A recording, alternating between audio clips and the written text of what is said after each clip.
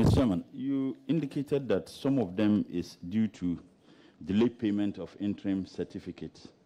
If you check in the appendix, you realize that some of the contracts were awarded in 2018. As a matter of fact, some of them were supposed to have been completed in 2021, most of them, 2021. So are you telling this committee that the delayed payment of interim certificate has taken years? Or how long did it take the ministry to get those necessary payments to be effective for the execution of the projects? Yeah, Honorable Chair, sometimes it takes a long time for interim payment certificate to be paid. When you say long term, what do you mean? Honorable Chair, there are examples. Yeah, there are examples where contractors have been paid a year and more after the certificates have been raised. Is it a case that this one's, because if a project was supposed to complete in 2021, for example, a lot of them, we are in 2024, virtually, virtually ending 2024. So it means that the delay has lasted for about 2 to 3 years. Is it the case? Yeah, Honorable Chair, in some cases, it can take that long for certificates to be paid.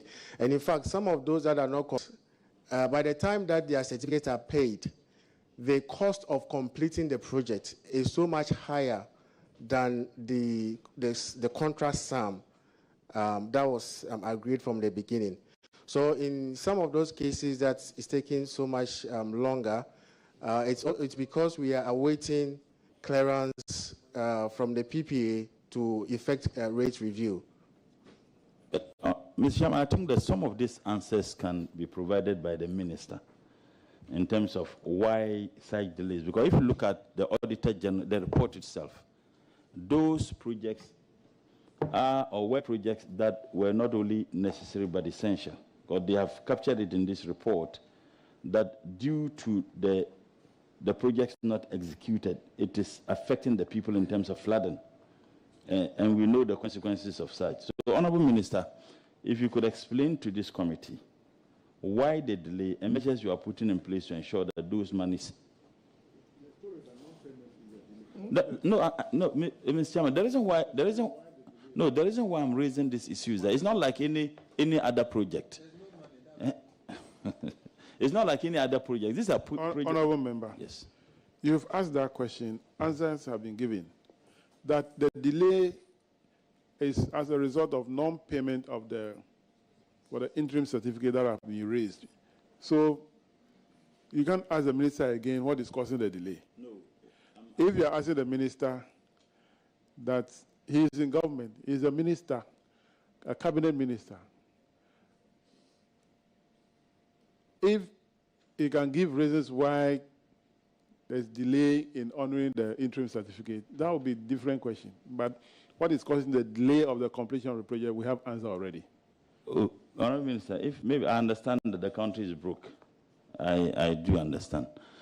So, Honourable Minister, how soon are monies going to be gotten to execute these projects, taking into consideration that we are in the middle of the rains? Chairman, thank you. I think as a first step, for some of these ones that have delayed inordinately, it is tied with the fact that they need some rate reviews.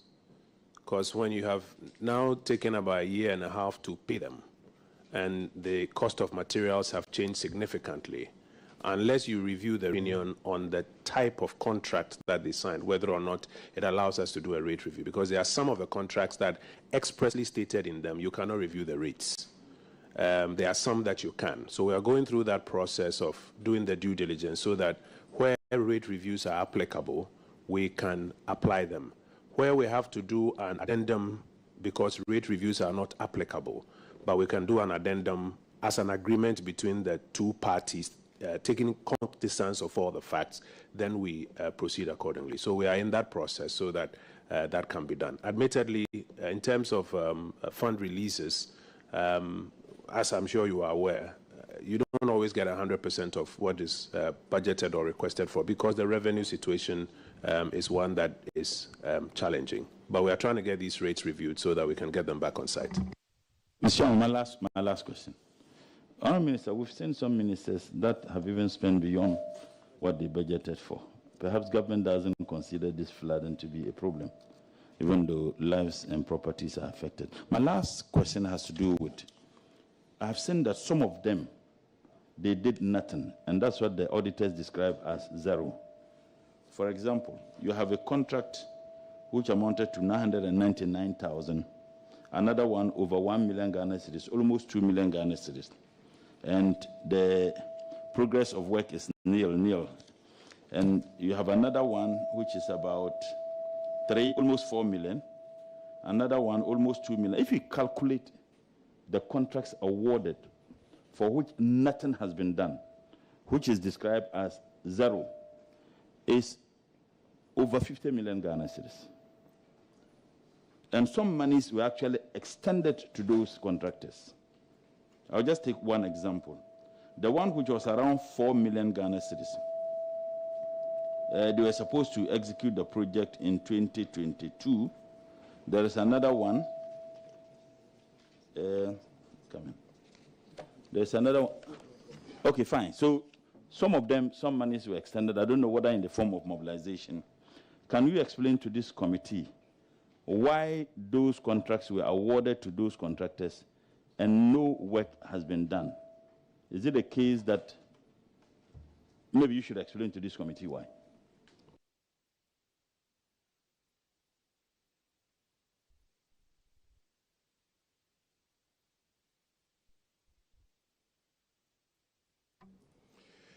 So, Honorable Chair, first of all, we have not made any payment whatsoever to any contractor who hasn't done any work. We do not pay mobilization at all. And in fact, that is one of the challenges. So where a contractor has 2 or 3 projects and they've executed one and they have not been paid, it's a bit difficult for them to now go and start the second or start the third. So that has been, the challenge with those that have 0% completion. For all of those ones, we have written to the ministry requesting approval to tempt. Thank you, Minister. Minister, I sit on the Works and Housing Committee of Parliament, so I know a bit about your ministry. And I think I need to use this medium to appeal to the Minister for Finance, especially the Ministry of Finance. Because last year we established the Hydro Authority, and it looks like it still remains the same, no funding. And the zeal at which we went through this bill for it to be made an authority, it seems to be eroding, which is a bit of a difficulty. I mean, I've stayed in Asalam Down, and I know the effect of hydro and these rains and all of that. And if we have, then it's problematic. So please, maybe we use this medium to appeal to the government, and especially to the ministry difficulty in your ministry. Someone, there's a particular place. I beg you. It's in my. I will not allow. No, you have finished. Follow up. Look. We know the funding source. Is it GOG or is a loan? So all our projects are funded by the GOG. Honorable Chair.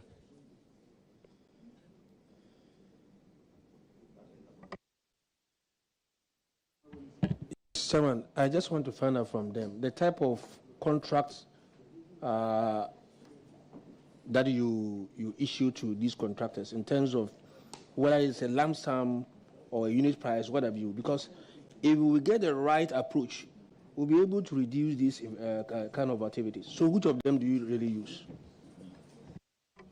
So Honorable Chair, it's ad measure. So we have rate, and then we work out the volume of work that needs to be done. So typically for a drain, we're looking at the dimensions of the drain and the volume of concrete needed, and then we have a rate per cubic meter of concrete. We have rates for reinforcement or iron rods, as we would call it. We have rates for all the materials that are required to execute the project. So once the project is executed, we go out there, we measure what has been done, and then we pay accordingly. So it's not a lump sum. We don't issue lump sum contracts. So that you are able to pay the person. Now, I'm asking this because between the time that you measure and pay him and the time that you review for him for a new contract to come in, between that period, there could be damages to the one that would have, the contract work that has been done. And so how do you factor this into the whole contract? So we look at this in two ways. One, if the contractor abandons the project, and that is where we have difficulty terminating contract, because you would then have to go through another process of procuring a new contractor, and the new contractor you bring on board, you will have to pay them current rate. So it will be better if in negotiation we can rather get the new rate so that the contractor can continue. You know, so that is the reason why we've identified those that require rate review, so that we don't have to, you know, go through those kind of cycle again. Yeah. All right, thank you very much. Auditors, can you confirm those contracts that have been completed? Because he mentioned that about 18 of them have been completed. Can you confirm those ones? 18 are ongoing. Oh, 18 are ongoing. What is the number that have been completed? 12. Okay. Honorable Chair, we don't have any information to that effect. So you need to provide that information and their location so that the auditors can go and verify. Honorable Chair, you don't tell the committee that 12 are completed. We don't know where they are. Are they in the Greater Accra alone, or they are spread over the country? Provide that information to them. Thank you very much, Honorable Chair. Some details in the Excel spreadsheet, but we'll give you more information. Yeah, and okay. Perhaps we can go around together and check them out. Sure. Yeah. Thank you. All right. Paragraph 1269. Deputy Ranking. Thank you, Chairman. It has to do with a study leave that was granted to Benedict Ade-Mensah. And it was a one-year study leave with pay to pursue a Master of Advanced Studies in Sustainable Water Resources in Zurich, Switzerland. But he has failed to return to service bond. And auditors are recommending that you refund the total salary of 43,315.20 Ghana cedis. Have you done that? Honorable Chair, yes, indeed. The total amount involved, because the officer in question had also just completed a master's program at the KNUST, when the opportunity to further his education came up. We requested that he pays back all his salary, including, you know, what was paid him while he was at KNUST, and for the 1 year that he was in Switzerland. So a total amount of 108,876 cedis has been paid into Director General's recovery account, and we have the receipt to that effect, Honorable Chair. Okay, so so he's had two programs, one at KNUST and one in Zurich. Is that the case? That's correct, Honorable Chair. Yes, but in the case of the Zurich, the 43,000, the auditors recommend that he pays with interest. Was that done? I mean, did you? Honorable Chair, that's correct. The total amount was paid with interest. The total amount was paid with interest. Chair, okay. that's Auditors, are you able to confirm if he's paid these monies with interest? Honorable Chair, we cannot confirm because we don't have any payment to Auditor General's account. So we can't confirm. Okay. I see that doctor has a document, so please kindly hand it over to the auditors so that they are able to confirm. Chairman.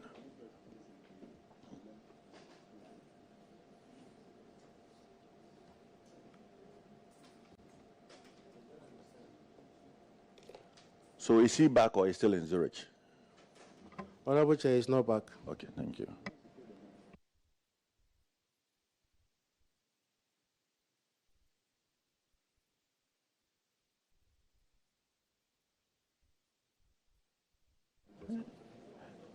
Auditors, please take your time. I mean, once they've handed you documents, I mean, Chairman, I think All right, as you are going through, we can move to the last one, Department of Rural Housing in Second D. Paragraph 1270. So, is in connection with the Ghana Cocoa Board that put about 21 houses between 2008 and 2012 under the project name Cocoa Farmers Housing Projects. Now, after a payment of 10% minimum deposit, all the 21 beneficiaries have refused to pay the balance. So the total amount is 604,500. You are asked to recover the money from them. Can you give us an update on this? Honorable Minister, with your permission. Honorable Chair, thank you very much. We making every effort to collect the loan, the outstanding loan. This effort was a bit not going forward, so we seek the advice from the Attorney General Department to advise us, because it's difficult area to collect in terms of loan. It's to farmers, and all attempts is failing. So we asked for advice, and the advice Attorney General gave was for us to do valuation of the properties to determine the current value, to also do land title and other advices, and revert back for further advice. We are still in the process of doing the valuation. This valuation for 21 houses can be expensive for the department. And now that I'm the new director, I intend to ask the minister and the chief director to support the valuation process, because it's expensive, and also looking at the land title is also a process, because some of the lands are under litigation, and so we're making all the efforts, but Mr. Chair, we still not been able to recover this outstanding loan. It is worth to note that the project was designed by Cocoa Board to allow the farmers housing, and the approach was that Cocoa Board will deduct the money from the seasonal sale of cocoa to the farmers, and this failed. And so we forced to collect the money directly from the farmers, and that is making it very difficult. So that is the current situation, and it's a difficult area of loan to collect, Honorable Chair. So the houses are given to farmers? Yes. Are these located in Second D or where? They are located in the region, not Second D. It's a rural farmers housing project. But so they are under the Second D office? Second D office. Okay. Honorable Isaac. Chairman, I just want to find out, are they in various categories? Because I realize the cost of the projects vary. You know, they vary from between 16,500 to around 50,600. So are they in various categories? And I'm wondering what type of houses are these? They are in various categories, and the price is also determined by their locations. And so some of the farmers had 3 bedrooms, some had 2 bedrooms. So it varies in terms of the number of rooms and the location of the houses, and also the type of roofing material. It is also for me to indicate that the houses is a hardening of the type of foreign material you want to be used. That also determines the cost. But the cost of the interlocking brick is constant. Are the beneficiaries living in the houses? It's worth to note that the project started in 2006, so some of the beneficiaries are even not no more. We need to do thorough research again to see who are the next of kin, but I'm sure the houses are being occupied. Honorable Yusuf. Chairman, thank you. Chairman, 1274, you went into a collaboration with Cocoa Board. What type of collaboration was it? Was it just for them to deduct the money, or they contributed in the building of the structures? Did they funded it? Cocoa Board provided the funding with the backing from Ministry of Finance. We from Department of Rural Housing provided the consultancy. It means we did the designs, we did the award of the contract, and monitor and supervise the contractors on the project. So Cocoa Board was not involved in the actual construction, but provision of funding. And so, as I said, there was a need for it to be followed up by Cocoa Board and Apex Bank to create a system for the farmers to pay seasonally through cocoa chains. That was a concept, but that failed. And so we have to go directly to the farmers to collect. And you know, even me, if I get my salary into my pocket and I'm going to ask me to pay rent, maybe I'll be thinking of other things. So there's a need for us to really find a way to get the farmers to pay back. So was it a loan that Cocoa Board gave to you, or they funded it? Because if that is the case, if they funded it, they shouldn't be sitting in your books. Thank you very much. I think that is the position. The money is for the Cocoa Board and Ministry of Finance. And so we are just to facilitate the collection. No, I'm not getting you. Yes. You said the collection is supposed to be done by Cocoa Board because they were supposed through to the Apex Bank. That was the initial. Yes, so you are not the one facilitating the collection. It is. That failed, and so we have to step in because it's a public fund. Now let's get this right. Cocoa Board gave out money.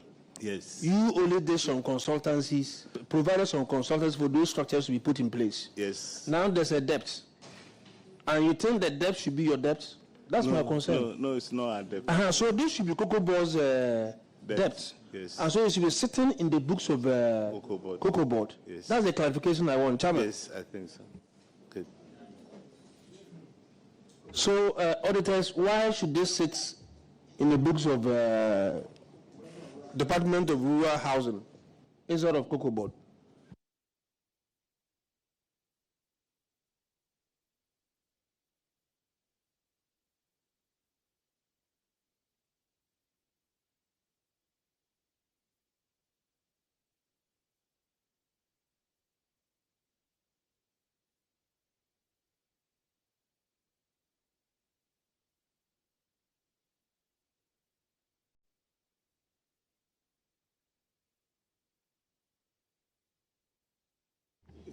Huh? The money is supposed to be paid into a designated account at the Bank of Ghana, and then the department then transfers to Cocoa Board. Let me ask you this question. Did Cocoa Board loan the money to Department of Rural Housing?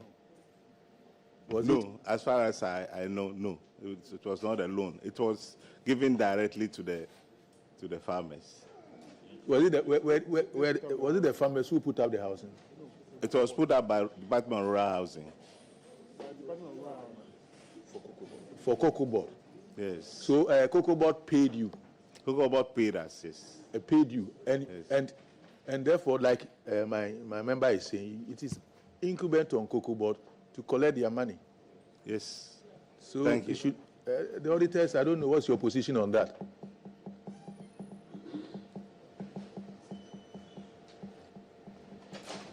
Honorable Chair, the issue here is that I think Cocoa Board paid the money into their account. Is that not the situation? They paid the money into the account of Department of Rural Housing. To do the project. So we've done the project. But you just said that it was paid to the farmers. No, this is what the money. Which is not correct. Chairman, if I may assist him. The Department of Rural Housing doesn't know farmers. They don't deal with cocoa farmers. Cocoa Board, from the brief I have, had a number of cocoa farmers that they wanted to run a program for.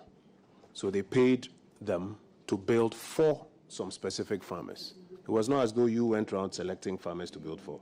Cocoa Board provided them a list of farmers they wanted to offer this service for and requested them to build for them. And Cocoa Board paid them the money to do the construction. The original design, therefore, was that when it was done through the Apex Bank and working with Cocoa Board themselves, the farmers will pay back through the cocoa receipts. And that system failed.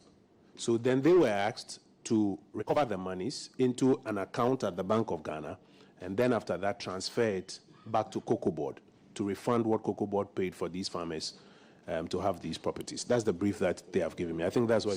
So the Department of Rural Housing has become a debt collector. Yeah, that is it. Because the department did work for Cocoa Board, and they were paid. That's the end. No, money was given to Department of Rural Housing to do the construction. So it's like they were paid for that construction. That's the end. Their contract ends there. If you're asking them now to change the money, they have turned into what? Debt collectors. It's the duty of Cocoa Board to do that because they even selected the farmers. They know this is the way we are going to retrieve the money from the farmers. If that fails, why do you push it to the department to now do that? They cited a document that structured this relationship. Because you can't do this, a program like it is that the parties were to. So the auditors, if they cited a document that structured this arrangement, then I think we can then move away from that point. Honorable Chair, this was an outstanding debt in their books, and that is why we cited it. Yes, it is because the department has agreed to chase the money. So they recognize it in their book so that they can chase the money. Okay? Now, when you collect this money, it is not even going to the department. It's going back to Cocoa Board because it will pay into a designated account and later transferred to Cocoa Board. So even that one, we are not sure that a percentage will come to the department for collecting the debts. There's no assurance there. So we have to think about it and then advise that the Cocoa Board find means of getting back to these farmers. If they need assistance of the department to show them where the constructions were done, I'm sure the department can find the location of these 21 houses. The Cocoa Board find means of collecting the money from the farmers. But the families are there. Honorable Frida. Thank you very much. Actually, I want to find out from them whether they have the full list, addresses, contacts of the 21 beneficiaries. I would say yes, we do. We do at the regional offices and the national office, the headquarters. So is that why you agreed to collect the debt on behalf of Cocoa Board? How much are they paying you for that debt collection? The truth is that at the national level, we advise based on a letter we wrote to our ministry. That is not our mandate to collect. But sometimes the regional directors, because it's a debt and the funding from government, also try, because it's like it's an abeyance, it's fallow, so they try to collect it, and sometimes against our mood at the head office. But I think we are not mandated to collect this money. Thank you. Thank you very much, Chair. The mandate of rural housing is to construct low, affordable houses with local materials for rural communities, and that is basically what you did. So I think you've done your job. So it's up to Cocoa Board to find ways and means to collect the money and leave rural housing. Thank you, Mr. Chair. All right. We'll make that recommendation that auditors will take notes, redirect this to attention of the Cocoa Board, so that if they decide to write it off in their books, that should be their decision. The burden to retrieve the money should not be that. Thank you very much for coming. You are discharged. Yeah, okay. Hold on, the auditors want to say something. Yeah, on the unserved bond that you said we should. Yes, we have the payment of the money by the said officer. Even though Auditor General recommended that you should pay an amount of 43,315 on the with interest on the Zurich issue, I think the ministry did well by going ahead to also ensure that he pays that money with interest, and the expenditure also incurred on him at KUST, totaling 108,876.99. Thank you. Thank you very much. We congratulate the ministry for doing a good job. We wish that all ministries will do the same. Congratulations. Honorable Vincent Kojo Opon Nkrumah. Chairman, we are grateful. We are protecting the public purse. You are protecting the public purse. Oh.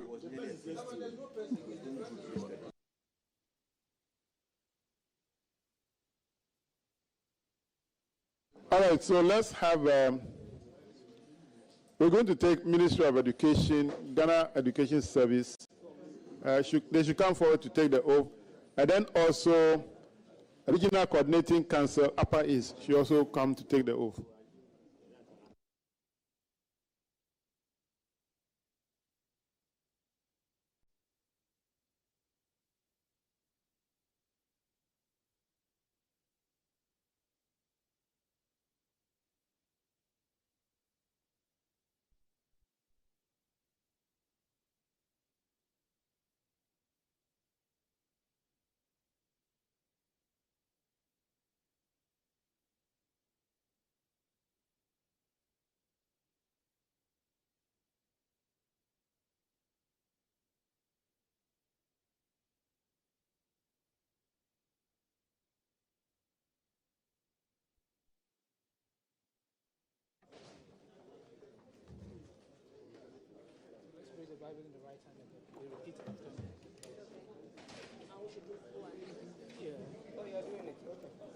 One of our people is still at the lobby.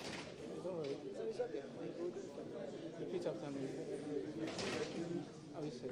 Yes. I.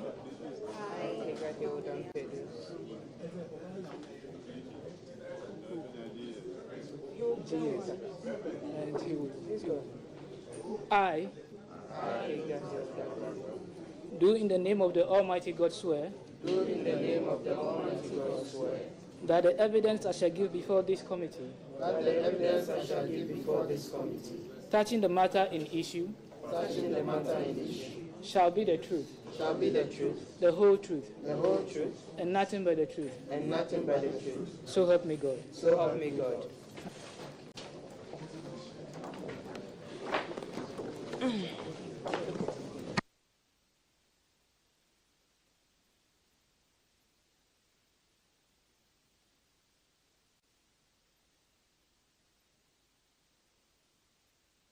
This is play. Let me give you the original. Thank you very much. I appreciate it. Right. Okay. Thank you, Chairman. We will start with Upper East Regional Coordinating Council. Are you the one seated? Minister of Education. Okay, just one issue with the Upper East Regional Coordinating Council before we come to you.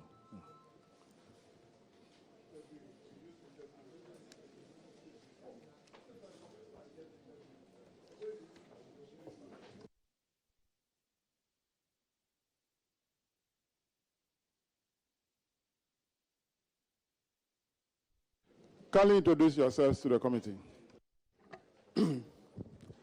My name is Alhaji Abubakar Yusa, Chief Director, Upper East Regional Coordinating Council. My name is Alhaji Saibu Mutawakilu, Finance Officer, Upper East Regional Coordinating Council.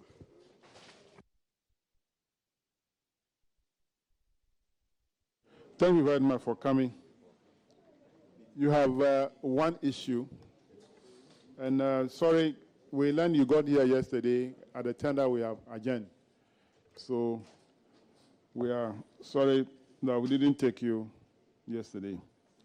But I have one issue which will be done by Honorable Ajay Borton, paragraph 1075. Thank you, Chairman. This infraction is unaccounted proceeds from auction sales amounting to 121,570. And it relates to vehicles that were auctioned pursuant to a letter from the office of the president. At the end of the day, what happened was that the auctioneer did not pay the amounts involved to the designated account. So the auditors recommended that you were to take steps to have those payments made. You responded that you made a follow-up. So let's see what came out of that follow-up.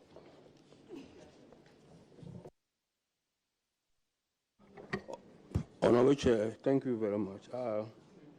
The auctioneer has since made full payment for the entire exercise, which is being attached here for your further action. Auditors, have you cited the receipt?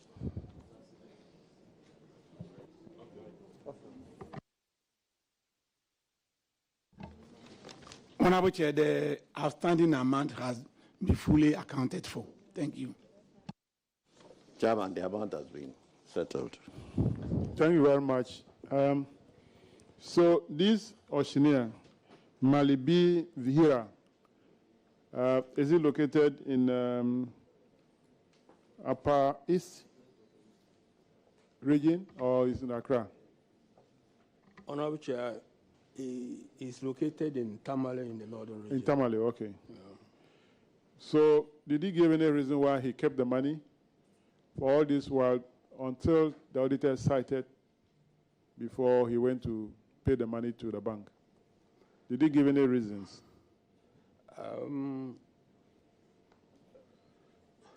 With my interaction with him, he indicated, and I do know, that two of the vehicles were unattractive, and the cost seems to be on the high side. So after the public auction, these two vehicles were still standing in the stores, and we made efforts to get people to actually come and purchase them.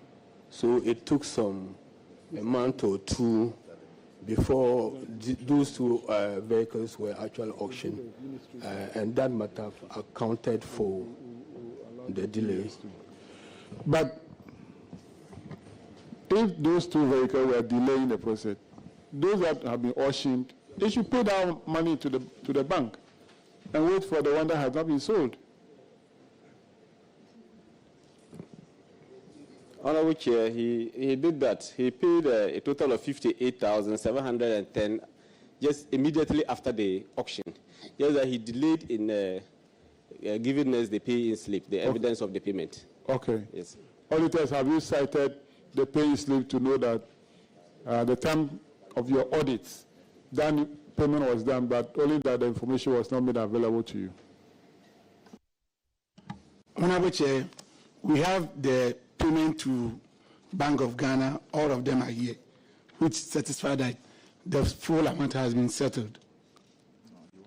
Oh, I know, but my question is that according to the coordinating council, 53,000 was paid earlier at the time of the audit, only that information was not made available. So if you watch the pay slips, the date might confirm that provision. That is why I ask.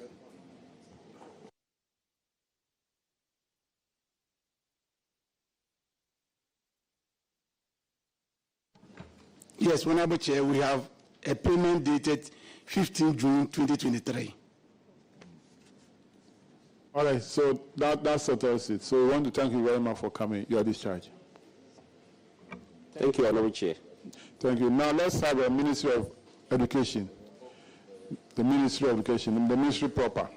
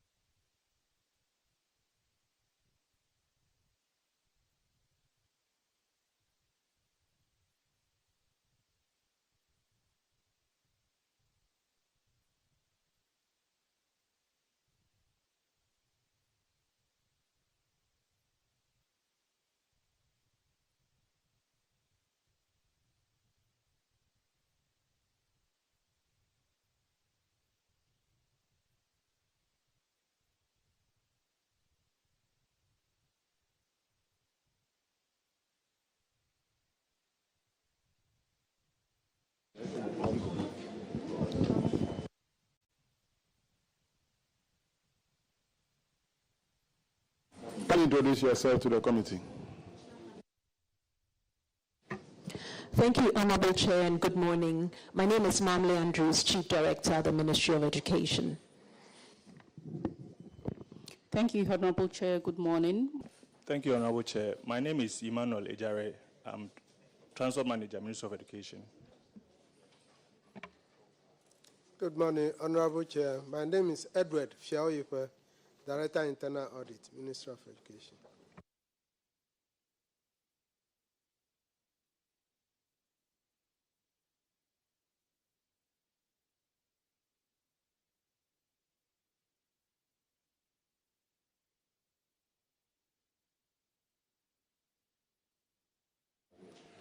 Oh, Edward.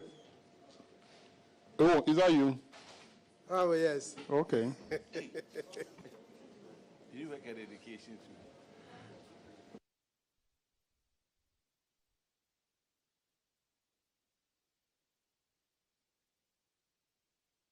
All right, thank you very much.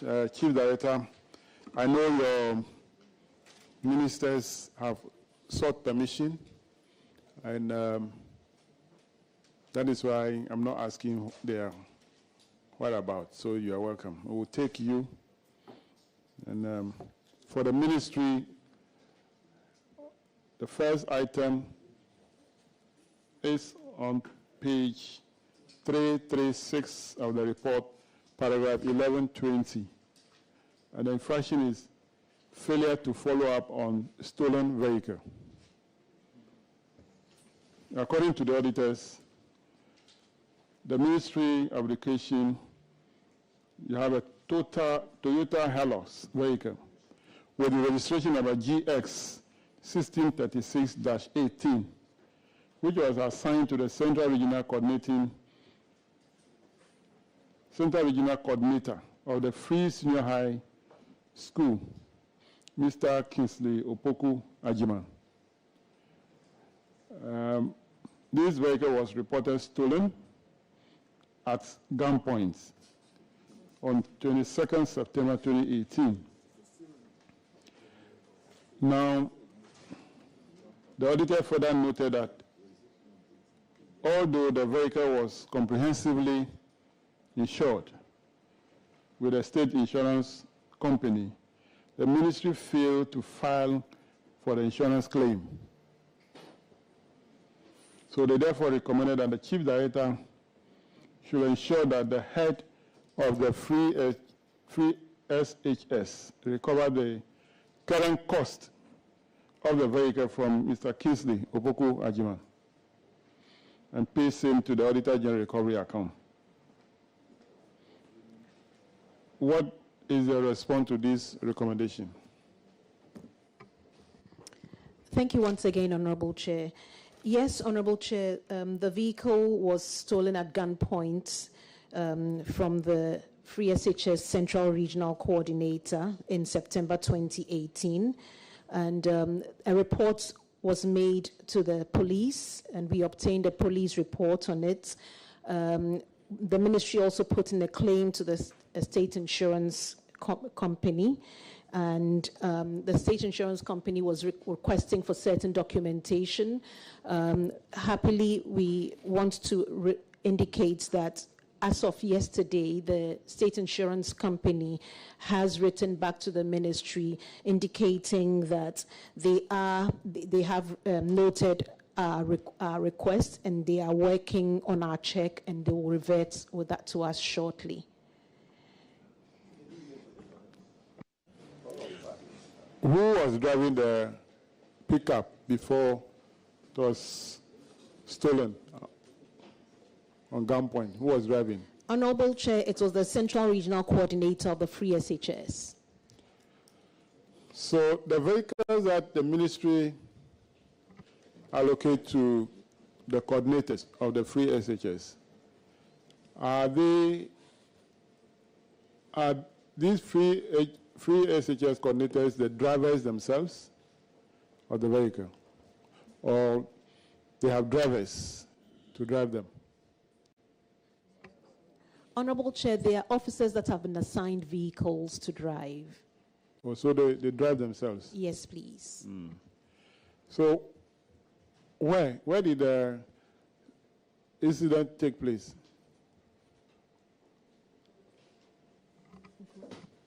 Honorable Chair, with your kind permission, I'll let the transport manager give the fine details of that. Thank you, Honorable Chair. So the incident happened at Kumasi, Kwadaso.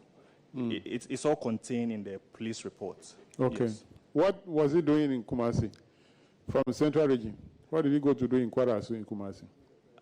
Apparently, he had returned from a funeral. That's what the report says. And then right at the time he was about entering his house, then the unknown gunman. His house in what? Kwadaso? Kwadaso, yes. Per the police report. Yes, please. All right, so the vehicles that you assign to officers, are they supposed to be used for funerals also? No, please. Is it not official vehicle? Yes, Honorable Chair, it is. So why should they be using it on funerals? I'm sure it will be a weekend. Is it also part of their work that you can use a vehicle to go to a funeral from Central Region to Ashanti Region?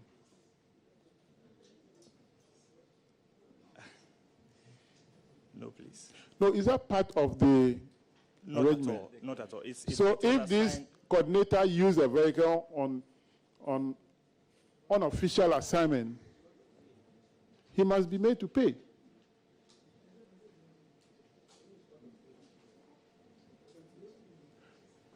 I thought the vehicle was taken from him on the way from Accra to Cape Coast, or on the way from Cape Coast to Accra. Then I'll say it's official. But in what? Kwadaso, Ashanti region. Funeral. No. Definitely weekend. Here we bury on Saturday, so. Oh, the date is 22nd September. So you can verify and see. 2018. Go ahead. You see, my worry is on the state insurance company. This happened in 2018. How come it's taking so long? It's Saturday. 22nd September 2018 is a Saturday.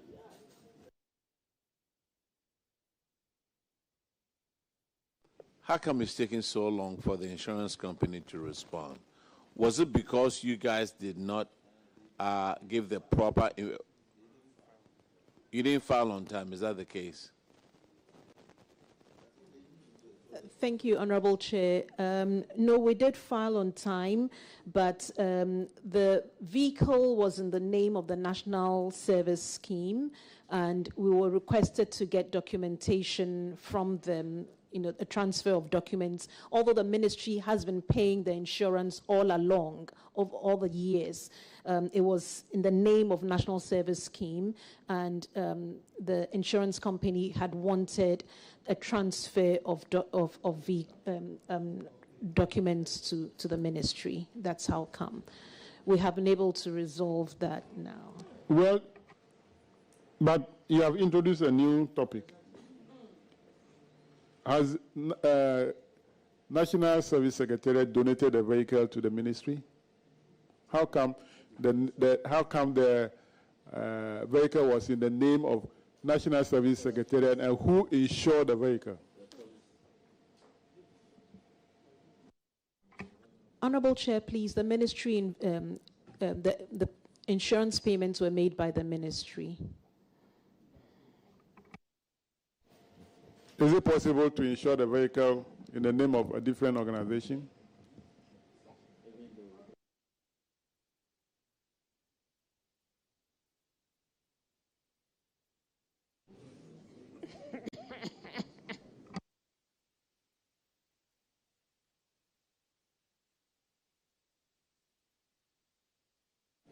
Honorable Isaac.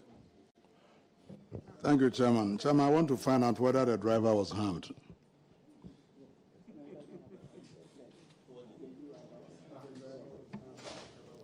Thank you, Honorable Chair. Per the report we have, he wasn't harmed. He wasn't? Yes, please. And he actually reported that the car was taken at gunpoint, or there was some witnesses? No, he reported. He reported? Yes. And it was wholeheartedly accepted? Yes, please. Honorable Chair, please, the police investigated the matter. When you say that the police investigated the matter, were the policemen around when that person pulled the gun?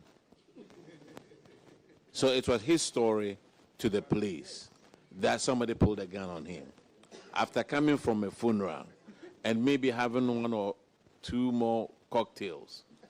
You know, sometimes you can see ghosts even after a funeral.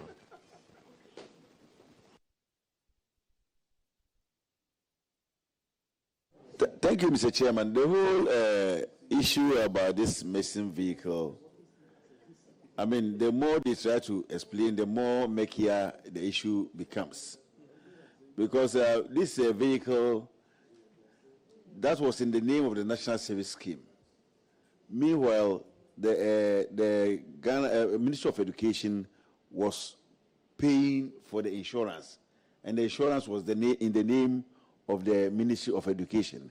How come we were able to register the vehicle with the insurance, with the state insurance, with those documents? Because the document that we used to register the vehicle was in the name of the National Service Scheme. So I believe the insurance should have been the name of the National Service Scheme. So the more you try to explain the issue, the more it becomes murkier.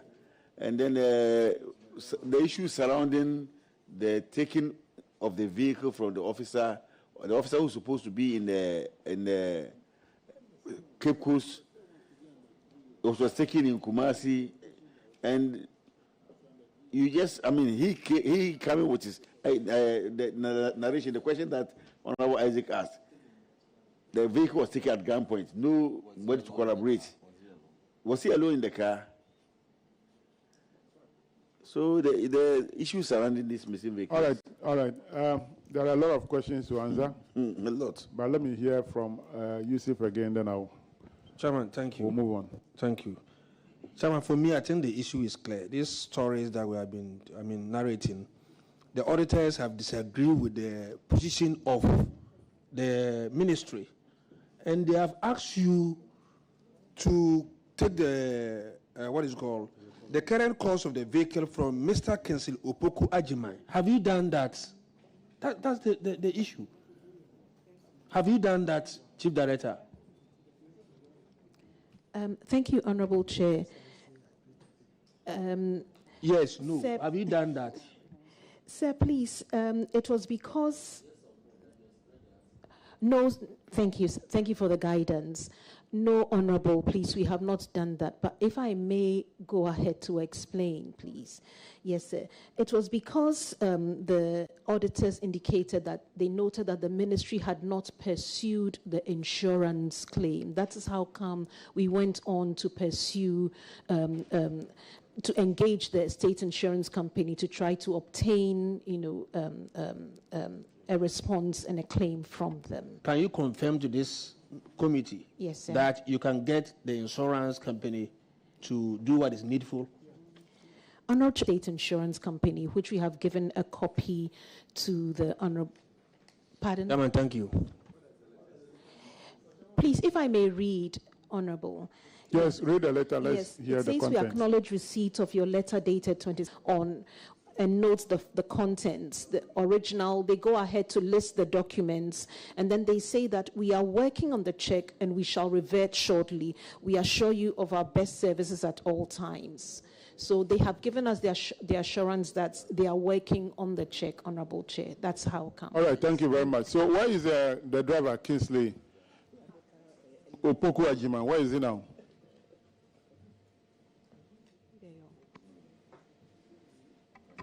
Honorable Chair, please, I think he's still in the central region. I'll just confirm and get back to you. You should know. You should know. You are the chief director Yes, of the please. Ministry of Education. He's in the The coordinator for the free SHIs. You should know that he is still in the service and he's here. You have to know. He's still at post, yes. Still at post. All right. So this is what we are going to recommend. That continue to pursue the state insurance company. Let them pay. Definitely, they will not pay the current value of the vehicle. They will pay the insured value minus 10%. That's what they will do. So, after you have received that money, the difference between that and then the current cost of the vehicle should be borne by Mr. Kingsley Opoku Ajima. That settled the matter. Very well noted, Honorable. Thank you. I've ruled on the matter already. Paragraph 1125. Deputy Ranking. 1125 has to do with inspectorate. Please come. So, Ministry, is that all that you have to do? That's all you have? Yes, I can see, okay, the Municipal Education Office is under GS. Okay, so that'll be all for the Ministry. Thank you, Honorable Chair. Thank you. But the inspectorate is also under the ministry. Those who are coming. Is the inspector not under the Ministry? So you sit in.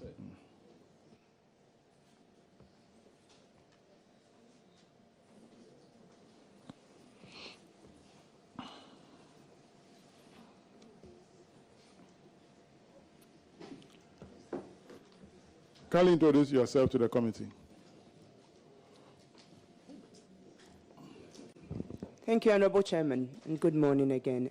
Dr. Hilda Mpedu, National Schools Inspectorate Authority. Kojo Brown Aqua, Acting Director, Finance, National Schools Inspectorate Authority. So, Deputy Ranking will then take the question. Thank you very much. Please, are you taking the oath? Yes, please, Honorable. All right, thank you. Thank you. It has to do with some private schools that they have defaulted in renewing their licenses, and it means that they have not paid their license fees. And the total here is 15,677,571.30 as at December 2023. In fact, in all the 16 regions, we have schools scattered that have not paid their license fee. The auditors recommend that you should be asked to pursue the recovery of the total amount. Have you done that? Thank you, Honorable Chair. Thank you, Honorable. So, as of 18 July 2024, an amount of 1,085,260 cedis, 75 pesos worth, had been retrieved from 22 international curricular schools, and 95,342.55 has been retrieved from international curricular schools, those operating the foreign curriculum. And also 6 specialist schools had paid 21,290, and 1,447 national curricular schools, those operating the Ghana education curriculum, had paid 968,628 cedis, 20 pesos, please. Thank you. It means that that's less than 10% of the amount renewed their regulatory actions. Some schools do the honors on themselves and they pay. Our inspectors are having challenges with schools. Our proposed LI drafts bring debt recovery agencies who will be able to help us to retrieve these monies. Thank you very much, Honorable Chair. Thank you. So for instance, how much is a private school supposed to pay in a year? I mean, the license fee. Is what we call the national curricular school will pay about 800 cedis. It's about 200 cedis per level. That's sort of a typical school. An international curricular school, that is the international schools that operate foreign curriculum, Cambridge curriculum, IB, and other curricula, they pay typically around 3,000 cedis per year for their curricula. So that is our current costs. Please, thank you. Just that I'm a bit disappointed because I know the efforts that you are putting into reshape the entire Inspectorate Directorate. I know what you are doing there. And I'm praying that the LI, please, I mean, What's the name of the law? In fact, she's one of the best performing, per my analysis, as a member of Parliament. So please, Chief Director, kindly work with the Attorney General's Department and quickly get the LI to Parliament so that at least we could have a law that would enforce the schools to pay. Thank you. But auditors, can you confirm if indeed she's retrieved the monies that she claims she has? Honorable Chairman, in all, a total of 1,085,260 cedis.50 has been collected, leaving a balance of 14,405,392 cedis.50. Hilda, just like Isikwe will say, the money is big, so please kindly take steps to recover this monies for us. Thank you. Chairman, that will be all for me. Honorable Roxon. Chairman, thank you very much. What's the name of this law that you referenced? The Education Regulators Bodies Act 1023, we are in Part 4, National Schools Inspectorate Authority. Yes, but the provision on regulations gives the minister some time frame within which to come with an LI. Yes, please, Honorable. It gives the minister 1 year within the coming into being of the law. And how old is the law? Thank you, Honorable Chair. The law is 4 years. Exactly. So if you lament, there is the inaction of the minister that is creating the problem. Honorable Chair, please, the drafting of the LI, because private school regulation in itself is quite new, it took a while to be able to draft the LI. But currently, the LI, we have a very good draft, and the minister has ensured that it's gotten to the Attorney General's department. Thank you. You see, hitherto we're not bounding ministers with time. But we discovered that there are some enactments of Parliament that are 20 years old without LIs. That is why now the new legislations, we are asking the ministers within a certain time frame to come. So if you don't do that, then you create problems for the implementation of the law, like the problems we are encountering. How do you have to negotiate with private education providers for payment of fees? It's unacceptable. So let's have the LI. Thank you. Isaac. Thank you, Chairman. Chairman, there is a second part of the recommendation, and that's the names of the defaulting schools should be published. Have you been able to do that? Thank you, Honorable Chairman. The names of the defaulting schools, we contacted the dailies in an attempt to publish it. There are about 16,000 plus schools, so they were having challenges on how they will publish it. We have agreed with our board to then publish it on our website, so that is where we are going to publish it, and then contact the media houses to pick it up from there and hopefully speak about it. Thank you, Honorable Chair. Honorable Prefer. Chairman, thank you very much. With the introduction of free SHS, most of the private schools are suffering. So I will plead that in the LI, you have to also consider them. If you say that KG school is paying 200, nursery, primary 200, JHS 200 and secondary, most of the secondary schools, private secondary schools in the country have collapsed with the introduction of, I'm talking about those who go by GS, who go by the GS curricula, not the foreign one. So you have to. Why are you disturbing him? Have some human face whenever, because they are also helping the system. Most of the communities, there is no government school crews. So majority of our people depend on the private schools. And if you will also, the private schools over the years have played a very pivotal role in the education sector of the country. The owners are crying for even government subvention. So if, especially with the introduction of free SHS. So auditors and then your funding and your lands, I don't know if you also paid a visit to some of the private schools to also look at their financial strength before you come out with. No, that is not the job of the auditor. I thought you, in doing that, you want to find out if there should be a categorization in terms of where that one, yes, where the school is located. Because those in the cities, big cities, they take a lot of fees as compared to those in the typical rural areas. So that should be considered. That should be considered. Because, thank you. Because those in the rural areas, the fees they collect from the students is nothing to write home about. So consider that. But the money that you collect, is it paid to the consolidated fund, or is it for the running of the, how do you call it? The authority?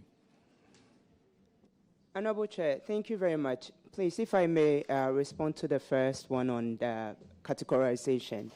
Initially, when we started this effort, we didn't have a database to be able to draft an algorithm to see where schools are located. So currently, going forward, school licenses will be paid based on location and also number enrolled.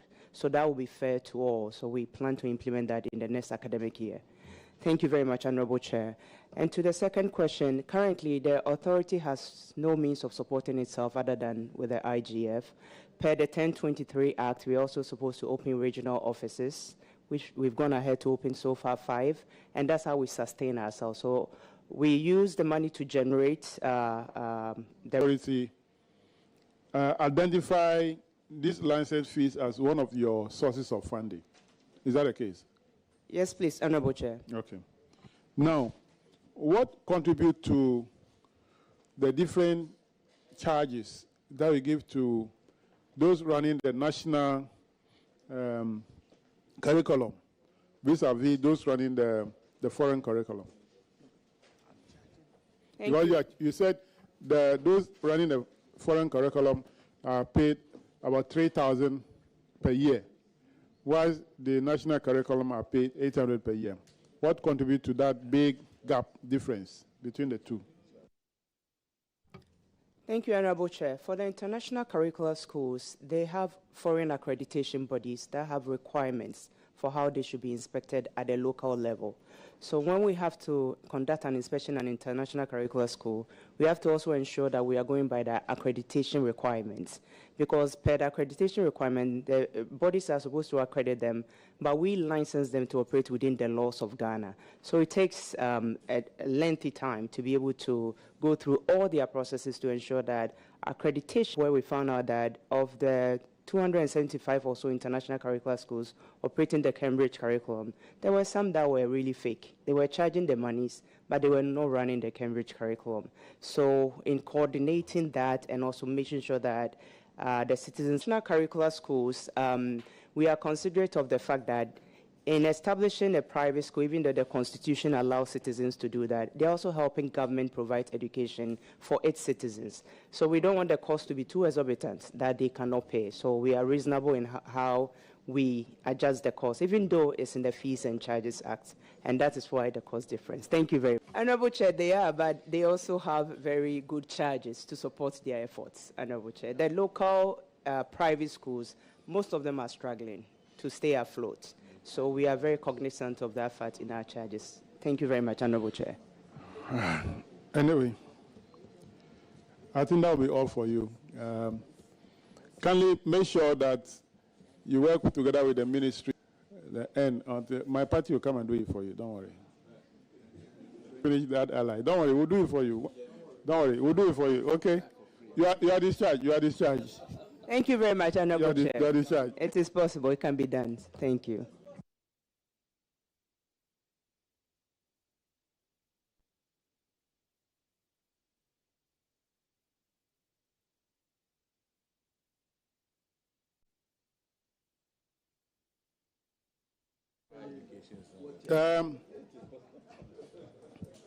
The rest of the entities here are all under Ghana Education Service.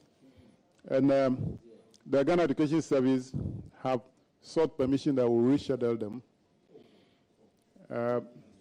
Even 2 days ago, that the information got to the Director General. So we'll reschedule him. We'll reschedule him. So it means that we have come to the end of our sitting for today. Chief Director, you are discharged. Thank you, Honorable Chair.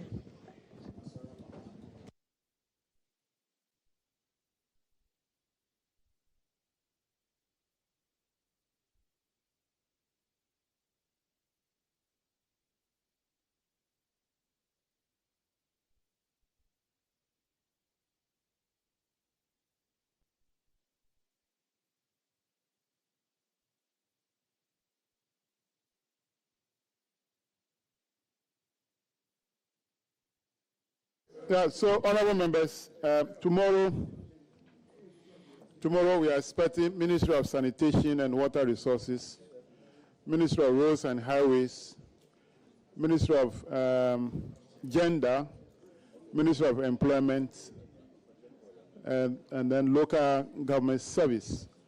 They are the ministries. Order. Honorable members, please. They are the ministries we are expecting tomorrow. And so we should have finished by tomorrow, but for the fact that we are going to reschedule some of them, we'll find date for them.